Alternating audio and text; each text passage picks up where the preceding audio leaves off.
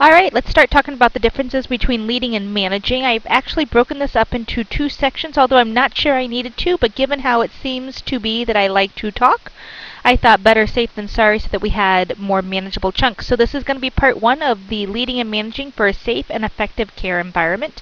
So the very first question I need to ask you is leadership the same thing as management? You will often hear us use those words interchangeably, but is it really accurate to do so? So what do you think? Is a leader a manager, and is a manager a leader?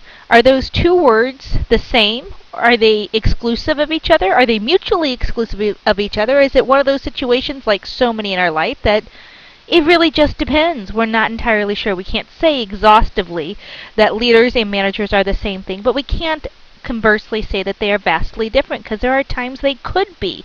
But when you look at the difference between leaders and managers, we know that leadership is really based on relationships, okay? Where management is really focused on achieving order, planning, organizing, coordinating the resources, following the rules and procedures. It's the boss person, all right? But there's a little bit of difference between these two, and I want us to kind of explore this a little bit more in this podcast as well as when we get to class, because leaders and managers are hopefully the same thing. Hopefully all of the managers we work for are good leaders, but it's important to recognize what makes the difference and what are they going to look like when we see that difference.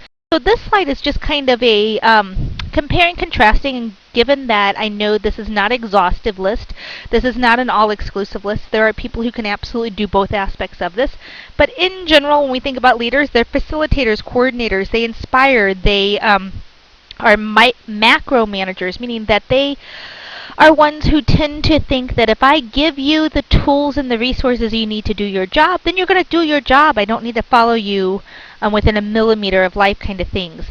In order, just by the nature of the word leader, if you're going to be a leader, you have to have followers or else you're not a leader. So leaders have followers. Where managers have subordinates. They have people who work for them. They may not trust and respect them. From both ends of that, the leaders may not, or the managers may not trust and respect their subordinates, and the subordinates may not trust and respect their leaders. A leader's approach to problem solving is one of mentoring and coaching and challenging that person, always trying to get the most and the best of their individuals that are working with them or for them. Where managers tend to look for finding blame on people. Who did something wrong? Which unfortunately is an environment that many of us are familiar with. Leaders look to solve problems and to constantly be improving the care, the output, whatever it is that they're doing. They're looking constantly for quality improvement. Where managers more about identifying problems, but they're not necessarily very good at solving those problems. And they're definitely not very good at inspiring others to solve those problems. So it is a little bit different role between a leader and a manager. Now, hopefully, like we just said, they don't have to be exclusive of each other. With any luck, a good manager will also be a leader. Okay? If we work in a great place, find. But you will see that the underlying foundation of all leaders is building a trusting relationship. If you do not have trust, you ultimately are not a leader, okay? So when we think about being a leader, we need to learn how to earn the trust and respect of the ones who are following us. One of the ways that we end up doing that, or once, not how we end up gaining the trust, but once we have gained the trust, it's amazing the commitment and the loyalty that followers will typically have to their leader. And it might just be the Harry Potter Summer Forest because we have all been rereading those. Well, Addie and I have been rereading them to keep Tyler company as he's reading them for the first time. But when I think of this whole leader aspect, I think about Dumbledore and some of the comments that he has made to Harry throughout the different books of that those who truly are his followers, who truly believe in him, will have what they need. That's kind of what it boils down to with leaders, is that they because they've earned the respect and trust of the people who are following them, the people who follow leaders will do almost anything to support the leader in which they've chosen to follow. One of the things that kind of happens throughout this process is that the followers share a sense of stewardship or ownership towards the goals of the leader. So they have a sense of accountability as well as a sense of ownership that they're trying to achieve the same outcomes that the leader is trying to achieve. Now, when we talk about leaders and followers, we're going to talk a lot about the traits that make up a leader. But let's talk for a few minutes about the types of followers that you might have, because it is not just one kind of follower that you can have. There's actually quite a few. There's about 5, 6, 7 of them or so that we're going to talk about. So one of the first ones we're going to talk about is something that's called an effective follower. So if you're an individual who is an effective follower, just like the word effective kind of sounds, it means that you are good at being a follower. So the characteristics or traits of being an effective follower is somebody who has the ability to think critically and function independently. Because remember, a true leader doesn't want to have to micromanage. So the perfect follower for them in a lot of ways is somebody who's very effective at whatever it is they're supposed to be doing. They can take a little bit of guidance or take the rules and the outlines of whatever the project is supposed to be, use their noodle to think pretty critically about this and get results. That's an effective follower. Conversely, an alienated follower is somebody who has the ability to think critically. It's not that they're lacking in skills or talent, but for whatever reason they are very passive instead of active. So they have the ability to see what should be done, but for whatever reason they don't have the same level of commitment to that leader. So they are more passive than active, and this can happen for a wide variety of reasons. They may actually have faith in their leader, but they've been burned so many times in the past that they have chosen to just take a more passive role. So oftentimes these individuals may appear as if they're angry or unhappy, and ultimately they're very uninvolved. So that's not necessarily the kind of leader I hope to inspire and that I hope to have following me. A third kind of leader is somebody that's called a yes follower. Just like it sounds, this is kind of like a yes man. They comply readily with any requests that the leader may make. They really enjoy structure. They tend to not offer a whole lot of new ideas, but they'll follow the rules. They're the yes mans. They do exactly what's asked of them, when it's asked of them, how it's asked of them, but they're not necessarily very creative problem solver people, because ultimately they don't like to be in a role of decision making. They would rather somebody else make the decisions and they're just going to be the doers. So that's a yes follower. Then you could come up to a partner follower, and just like an effective follower is a really good thing to have, we should all, if we're in roles of leadership, have partner followers, because partner followers are the type of follower that has a very positive interactive relationship with the leader, and ultimately it's somebody that the leader is ultimately training to take their place if and when they decide to move on. So a partner follower is kind of like a leader in training, that someday they too will be a leader. So partner leaders are really good people to have on our team.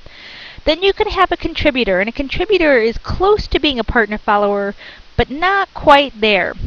They're very active in the work processes and they work well with others, but they don't necessarily align themselves as closely with that leader. So they're not the individual that the leader is truly mentoring as you're going through the life-work balance or work processes type of situation.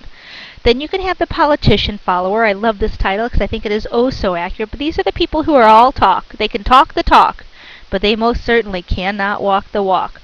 So they focus on the communication and the interpersonal skills. They've got a lot of schmoozing ability, but they don't have a whole lot of oomph to follow through with stuff. So they're not necessarily very concerned with performance, okay? They're much more about just having the lip service to whatever it is that's occurring. So that's a politician follower. And the last is a subordinate follower that we're going to talk about. And a subordinate follower is that individual who does what they need to do to get the job done. They focus on performance, but they're not necessarily very committed to improving or to thinking outside of the box or to coming up with creative solutions. That's a subordinate follower. So let's do a quick recap. You've got an effective follower, which is that person who can think critically and functions independently. You've got that alienated follower, and that's the individual who can think critically, but they're rather passive for whatever reason that's happened in their past, and so they often come off seeming somewhat angry or unhappy. You've got the yes follower, who is a yes man. They comply readily with whatever requests are made of them, but they're not going to be decision makers. You've got that partner follower, who is kind of that leader in training. They're very positive and interactive with the leader, and they are most likely going to become a leader themselves someday. Then you've got a contributor, who is similar to a partner follower, but in that they're very active in the work processes and they work very well with others, but for whatever reason they're not as closely aligned with that leader. You've got the politician follower, who is that individual who focuses on communication and is all talk but little follow through.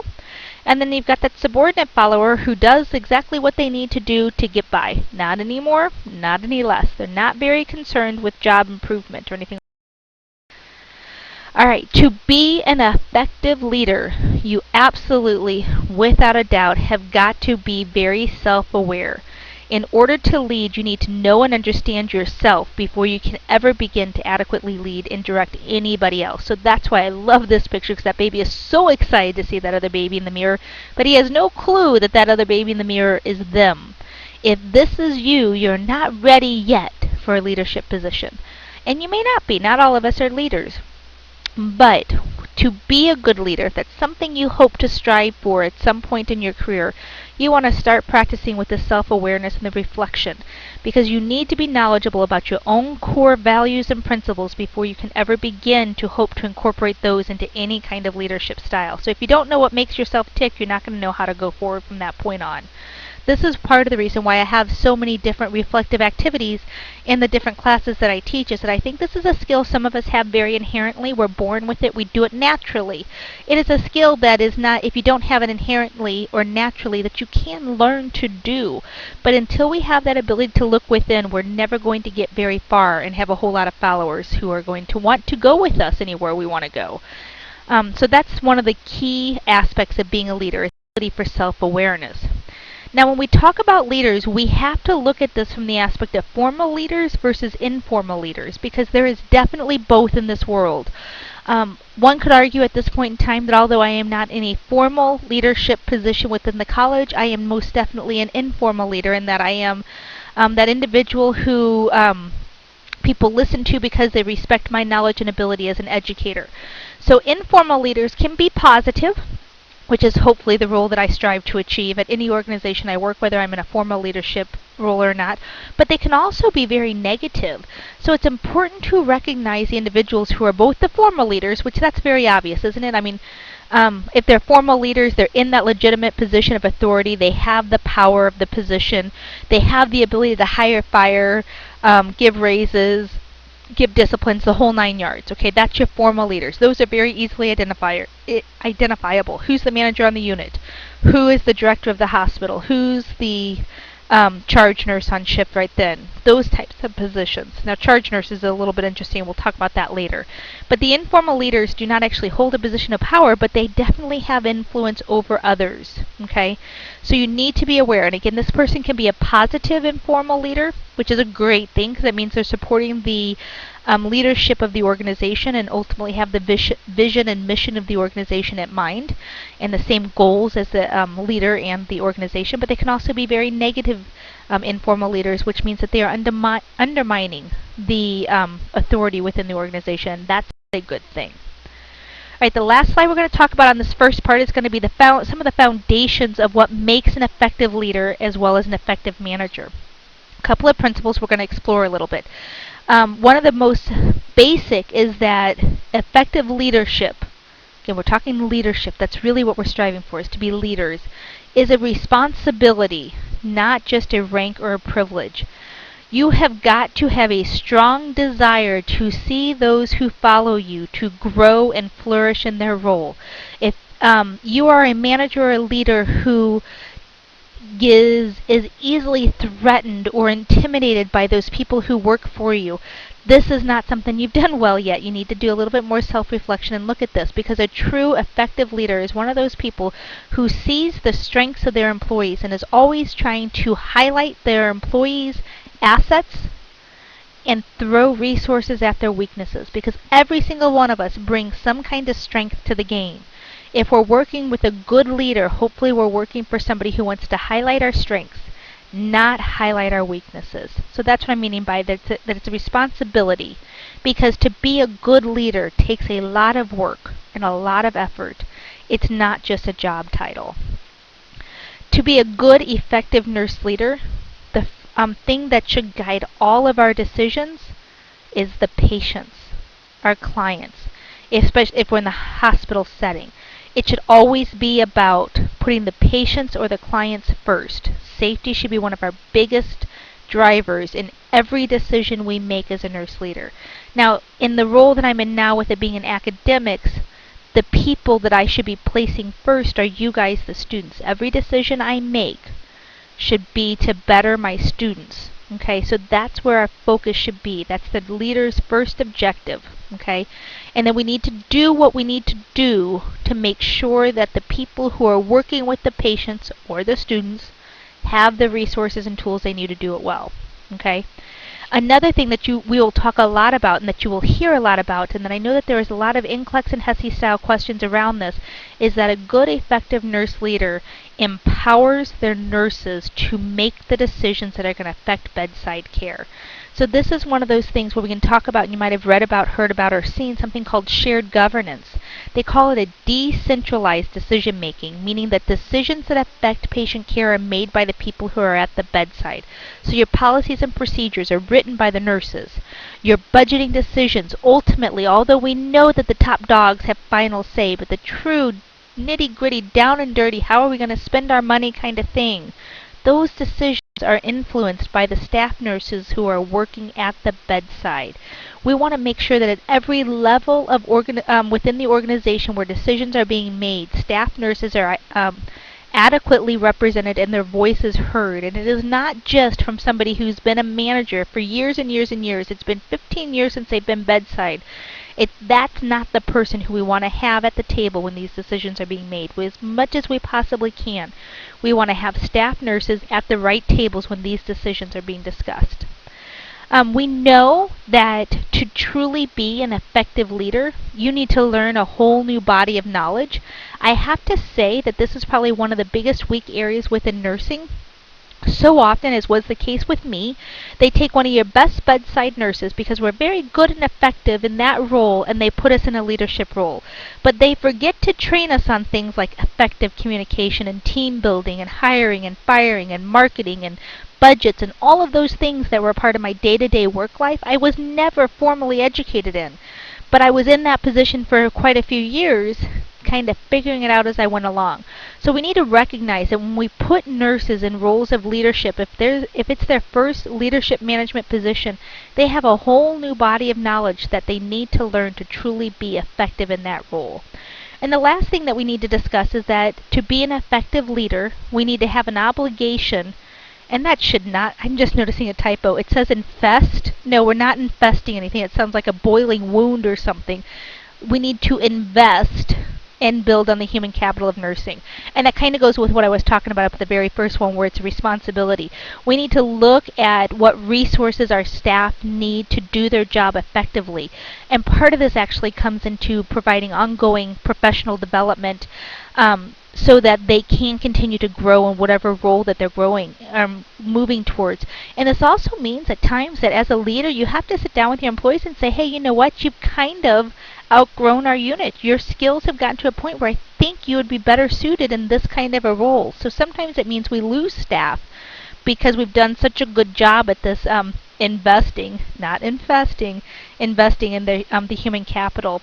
It also means that one of our biggest aspects, not just like what I was saying earlier, where we highlight their assets and throw resources at their weaknesses, sometimes that is also involves removing any gaps or barriers that there might be to that individual being able to grow into the professional that we know or see that they can be. All right, that's going to end up this first section. I'll be right back with the second.